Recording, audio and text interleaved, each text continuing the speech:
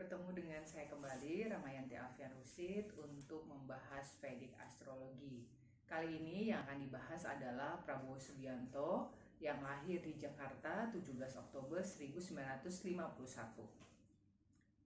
Saya lihat Vedic Astrologinya mulai dari rumah pertama sampai rumah ke-12. Saya sebutkan dulu ya, nanti kita akan bahas beberapa hal. Rumah pertama rasinya Capricorn, di situ sama dengan Saturn tapi planetnya kosong. Kemudian rumah kedua Aquarius, Saturn, ada planet Rahu. Rumah ketiga Pisces, itu Jupiter ininya, rasi lordnya, dan ada planet Jupiter. Nanti kita bahas nih rumah ketiga, menarik. Kemudian rumah keempat Aries, rasi lordnya adalah Mars, planetnya Moon. Rumah kelima Taurus, rasi lordnya Venus, planetnya kosong. Rumah ke-6 Gemini, rasi lordnya Mercury, ada planet Uranus di sana. Rumah ke-7 Cancer, Moon, rasi lordnya, ada planet Pluto. Rumah ke-8 Leo, rasi lordnya Sun, di sana ada planet Ketu, Mars, dan Venus. Kemudian rumah ke-9 Virgo, rasi lordnya Mercury, ada Sun, ada Saturnus, dan ada Neptunus. Rumah ke-10 Libra, lordnya adalah Venus, planetnya Mercury. Rumah ke-11 Scorpio, lordnya Mars, dan planetnya kosong. Rumah ke-12 juga planetnya kosong, di sana rasinya Sagittarius, dan rasi lordnya adalah Jupiter. Tadi disebutkan di rumah ketiga ada planet Jupiter dan juga rasinya Pisces, which is rasi lordnya juga adalah Jupiter. Rumah ketiga itu adalah bicara tentang House of Communication.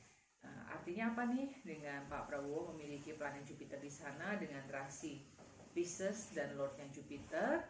Dalam berkomunikasi, Pak Prabowo itu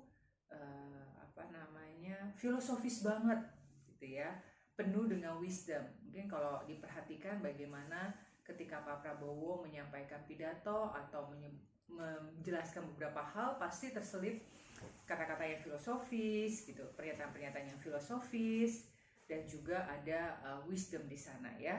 Bisa diperhatikan atau dibuka kembali saat Pak Prabowo menyampaikan pidato-pidatonya di beberapa occasion di sebelumnya. Kalau dilihat di sini, ascendantnya itu adalah Capricorn. Capricorn ini elemennya tanah. Biasanya orang-orang yang memiliki elemen tanah itu strong ya, kuat, kemudian growing biasanya gitu. Jadi maunya juga bertumbuh dan bertumbuh lagi. Dan satu lagi terlihat di sini, yang memiliki elemen tanah itu kesabarannya maha dahsyat. Kita tahu Pak Prabowo sudah berkali-kali mengikuti bursa sebagai bursa calon presiden, walaupun memang belum menduduki posisi tersebut, tapi terlihat ya kesabarannya maha dahsyat karena pastinya tidak mudah menjalani proses-proses tersebut. Nah, ini tercermin nih dari ascendannya yang Capricorn. Capricorn itu elemennya tanah. Kemudian nasyatanya ini adalah Barani. Barani ini menggambarkan seseorang yang mengatur siklus kehidupan, pemegang kehidupan. Bahasanya begitu. Itu bisa diartikan banyak hal. Misalnya beliau menjadi leader di suatu organisasi atau suatu institusi, kemudian yang mengatur bagaimana rencananya, strateginya, dan sebagainya. Gambarnya seperti itu. Kemudian kalau lihat di sini, tadi itu ada Uranus di rumah ke-6. Rumah ke-6 ini berbicara tentang kesehatan atau hidden enemy.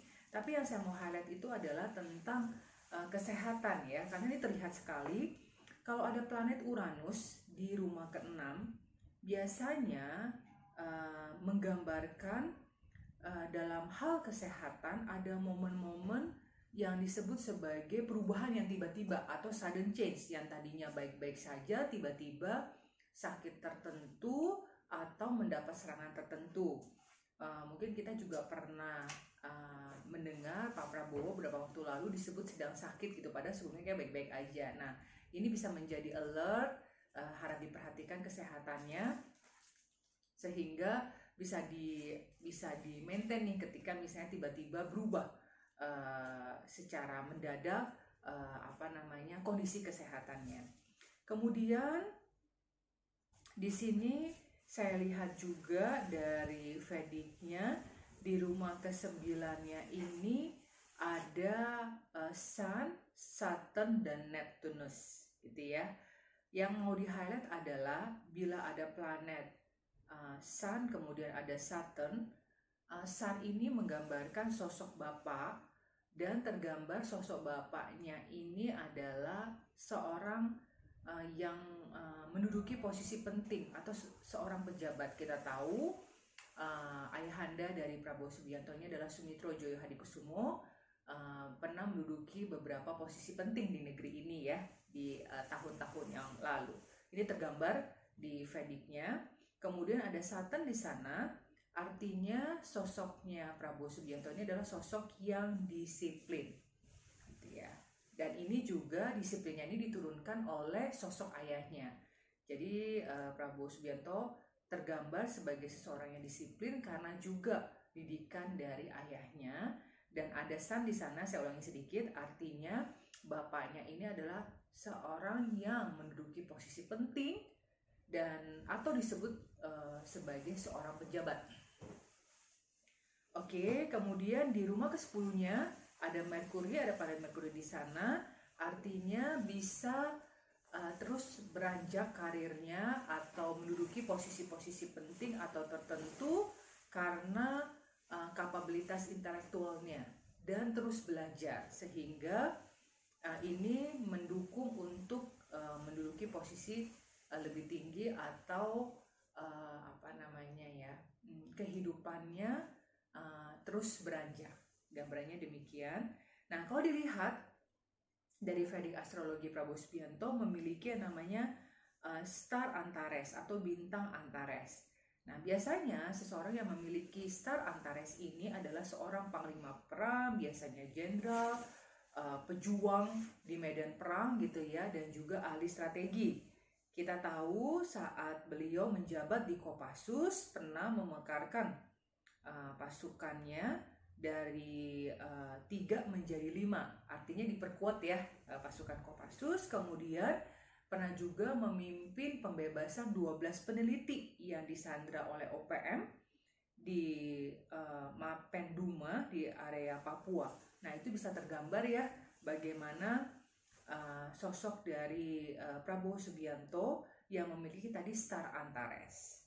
Kemudian selain star Antares, Prabowo Subianto juga memiliki star atau bintang Aldebaran. Artinya beliau memiliki great leadership gitu ya. Jadi kita tahu sosok Prabowo Subianto ini kepemimpinannya ini memang bagus, strong juga, kuat gitu ya, dan sangat-sangat berkuasa. Ya, ini bisa tergambar ketika beliau menduduki posisi tertentu, itu memang sangat kuat, kemudian menunjukkan bagaimana kepemimpinannya dan juga sangat-sangat berkuasa. Kemudian saya lihat juga di navamsanya setelah umur 36 tahun ada Jupiter di rumah ke-11. Ini menggambarkan besar kesempatan untuk untuk mendapatkan sesuatu lebih dan lebih lagi. Nah, tinggal tergantung bagaimana strateginya tadi, momennya juga, dan juga apa yang mau disampaikan terkait visi atau misi dalam memimpin, entah itu memimpin suatu institusi atau memimpin suatu negara atau memimpin suatu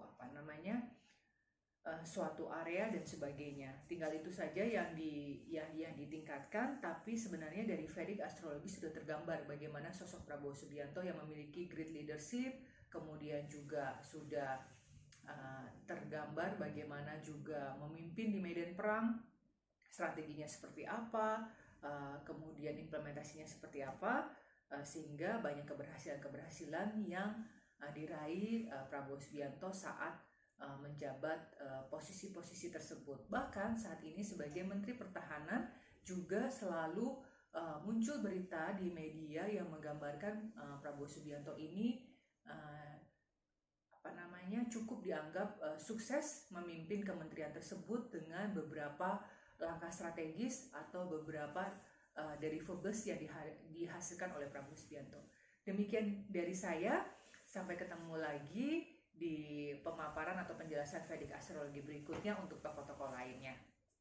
Bye!